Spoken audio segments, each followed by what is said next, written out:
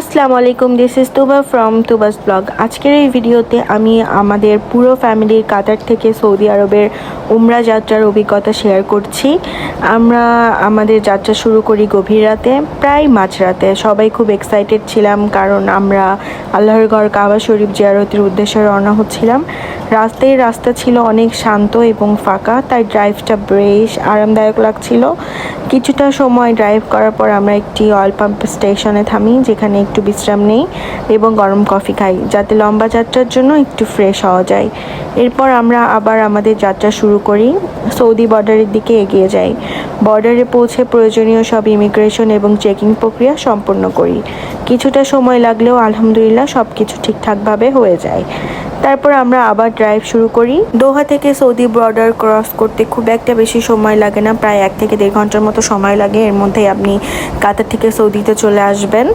তো আমরা border cross করে কিছুটা যে আমরা একটু থামি, কারণ সবার একটু রেস্ট নেওয়া দরকার ছিল। আর আমরা থেমেই যাব, যেহেতু আমরা সবাই ছিলাম আর অনেক লং একটা জার্নি। আর আমরা শুধু একাই ছিলাম না, আমাদের সাথে আরও একটা আঙ্কেলদের ফ্যামিলি ছিল। তো আমরা এখানে কিছুক্ষণ দাঁড়ায় আমরা কিছু নাস্তা পানি করে নিই, কারণ এরপর থেকে অনেক লং জার্নি শুরু হয়ে যাবে আর সব জায়গায় এরকম পাম্পগুলো পাওয়া যায় না।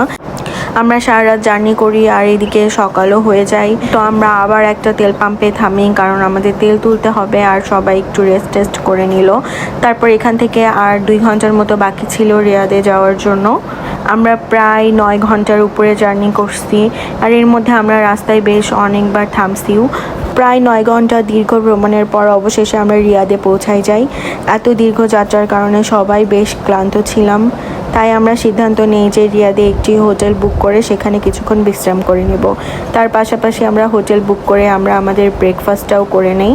আর এটা ছিল আমাদের হোটেল। তো আমরা জাস্ট কোনো মতো ব্রেকফাস্ট করে এসে ফ্রেশ হয়ে সবাই ঘুমাই যাই, কারণ সবাই খুবই বেশি টায়ার্ড ছিল। এই পুরো যাত্রাটা যদিও অনেক দীর্ঘ ছিল, কিন্তু পরিবারের সবাই একসাথে থাকার কারণে এটি আমাদের জন্য খুবই স্মরণীয় একটি অভিজ্ঞতা হয়ে গেছে। সামনে রয়েছে আমাদের উমরা আরও সুন্দর মুহূর্তগুলো, ইনশাআল্লাহ সেগুলো আপনাদের সাথে শেয়ার করব। তো এখানে এসে আমাদের আর কোনো কথা নাই, আমরা এত টায়ার্ড ছিলাম যে আমরা সবাই ঘুমাই যাই। সবাই খুব ভালো থাকবেন, আল্লাহ হাফেজ।